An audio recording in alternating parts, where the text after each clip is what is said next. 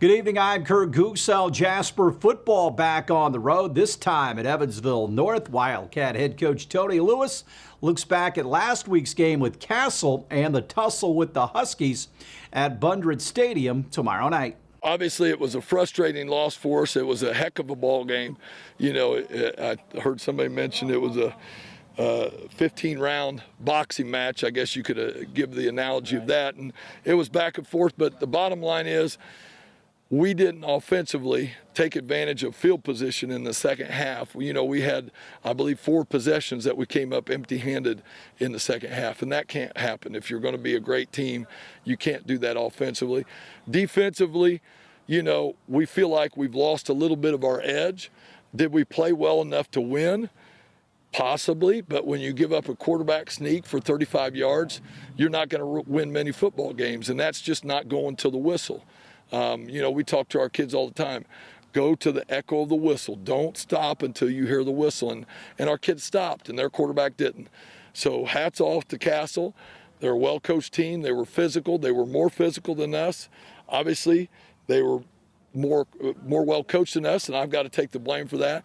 And we've got to respond and rebound against a good North team this week. What have you seen out of North as you analyze them?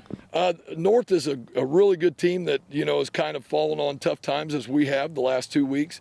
They had a tough game against Vincennes. They had a quarterback that was out, but now he's back. He played in the Vincennes game, but didn't run the ball as much as he's used to running it. Good thrower, good runner. They've got probably one of the best, if not the best, running backs in the SIAC in Presswood. Heck of a kid, great runner. They're good up front on both sides of the ball, just like Castle was. So we've got to have the mindset this week in practice that we're going to do the little things right, that we're going to be coachable, and that we're going to practice with a purpose and come out and compete. And I don't feel like that we've done that well enough. And again, that falls back on me.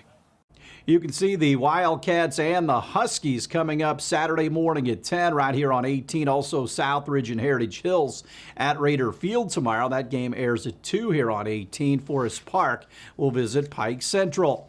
Jasper wins their 10th regional tennis title in a row with a 5-0 win over Washington. It was also the Wildcats' 26th regional crown overall. Now it's on to the semi-state on Saturday. 3 Indianapolis Colts have missed practice the last couple of days with injuries. They were left tackle Anthony Costanzo, linebackers Darius Leonard, and linebacker Bobby Okereke. Costanzo suffered a rib injury in the Sunday win over the Bears. Okereke had surgery Monday to correct a thumb injury. Leonard left in the first half in Chicago with a groin injury. With those 2 linebackers injured, the Colts added linebacker Jonas Griffith to their practice squad. Griffith had signed with the 49ers as an undrafted free agent back in April. He went to Indiana State and led the Missouri Valley Conference in tackles his last 2 seasons. The Colts will visit Cleveland on Sunday. Stay tuned. We'll have more WJTS 18 news right after this.